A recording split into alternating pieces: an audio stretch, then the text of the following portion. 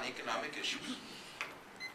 Well, I'm an FDR Democrat, and I think what we learned the last time we had a depression, a recession of this magnitude, is that if we left it to the 1% on Wall Street, and if we left it to the largest corporations, that we would have never recovered from that recession.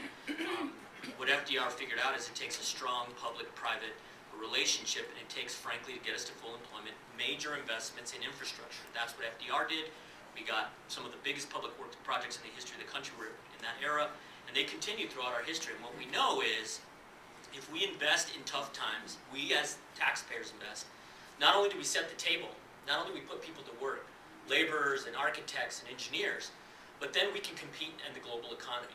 We've underinvested in our country for years now, and we've left it this artificial wealth that's been created on Wall Street because of corporate greed needs to stop. I put forward in this campaign a jobs plan, which calls for a massive, bold investment in public infrastructure to build coast-to-coast broadband internet, to put in place a renewable energy transmission and basic research and infrastructure for renewable energy, and number 3, to modernize the transportation systems.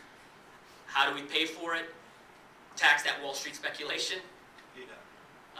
End those tax cuts for millionaires. End a lot of those corporate tax loopholes for companies that are shipping jobs overseas. If we did all that, we'd have enough.